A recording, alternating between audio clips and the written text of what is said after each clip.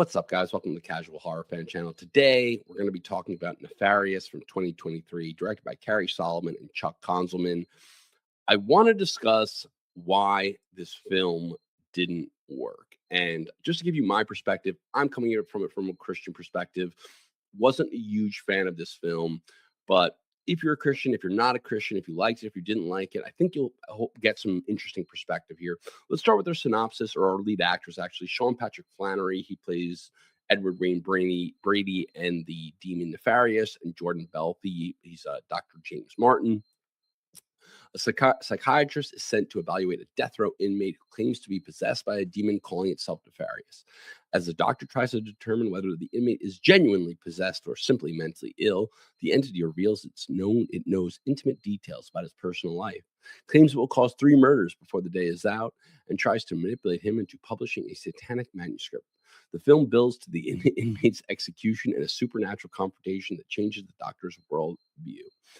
So, I don't think it's a terrible movie, but I don't think it's a great movie. It lands somewhere in between. If I had to give it a rating, it would be like a 4.5. Like if you don't watch a lot of horror, and if you're not like actively offended by Christian concepts, it's not like a terrible watch. It's not. The pacing is decent. Again, I think the acting is pretty strong. It's pretty scary at points. And I think it has some interesting messaging.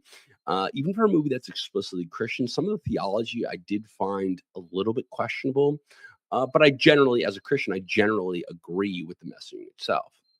Like I said, the acting is pretty strong. I think Sean Patrick Flannery is excellent in this. I think he's pretty believable. And I also liked Jordan Belfi, who plays Dr. James Martin. I think that their chemistry is actually quite strong in this. And I went into this, I didn't want to see this because I kind of thought it was cringe. I'm like, I'm a real horror fan. Like, yes, I'm a Christian, but I like Christian themes in horror. Obviously, if you watch this channel, you know that. But I'm a little bit concerned about this. And I watched Cody Leach review, and he said, like, no, skip it. But a friend of mine who I do trust with movies, Joe, if you're watching this, a friend from church, he said it was really good, and I should give it a shot since I like horror movies. So I did.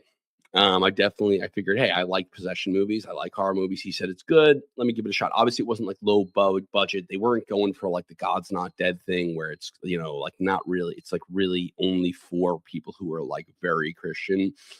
So here's my actual issue. Let me provide some context, right? I'm the kind of guy who I can deal with what might be considered like woke cinema. It doesn't like drive me insane if there's like aggressive or like if there's undertones of feminism or black liberation or type of concepts like that, or anti-male or anti-white messaging, as long as it's undertones, right? And not that I necessarily like it. Actually, I would say I actively dislike it, but I can tolerate it. But if you watch my new horror movie rules, you'll see that like I find them to be almost tropes at this point, and they don't really add to movies. Oftentimes they subtract, right? It's like your villain is always going to be a straight white male, and that makes it like way easier to figure out the direction that the film's going.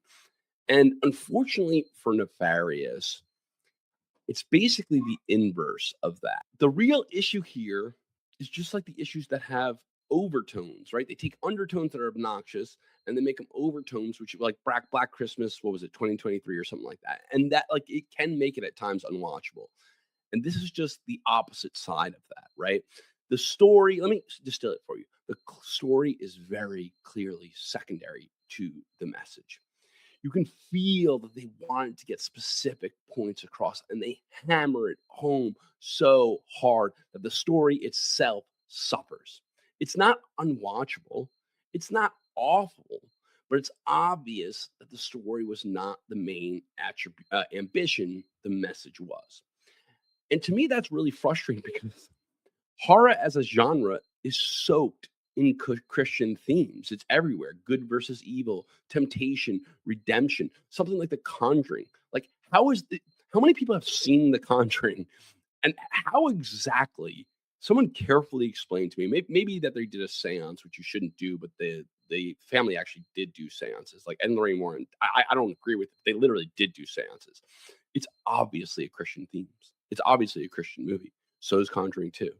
so's the devil made me do it. These are like, how is it not a Christian movie? Other than, I guess, maybe, I don't know, I guess the creators aren't Christian, but like, if the movie, the messaging, the point is if you want people to be more open to Christianity, what's going to get them there? Is it going to be The Conjuring, or it's going to be Nefarious? It's obviously The Conjuring.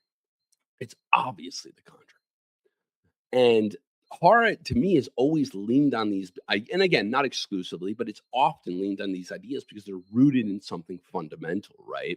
Because I believe that all of us have this inside of us, this innate, written on our heart knowledge of God. And when you play on these themes, it evokes emotion. And so to kind of sum up my thoughts here, I love the idea of more Christians being involved in the horror space. I think it's kind of a motivation for me. Like fundamentally, I want to imbue in almost every video certain Christian themes. And but if you watch my videos, and sometimes like this, it's a little bit more explicit, but I'm never going to be like, well, I like this because of this. It's like you have to be sincere and you have to be committed to the story first. Because if the story's not there, then the messaging isn't going to get through, and you're going to get a flop that honestly just guys at my local church are going to like, and the wider audience are going to say, thanks, but no thanks, and also be less likely or less open to Christian movies in the future. Anyway, guys, that's all I got. If you enjoyed this video, if you got something out of this video, please consider subscribing to the channel so you don't miss future uploads, and I will see you in the next one.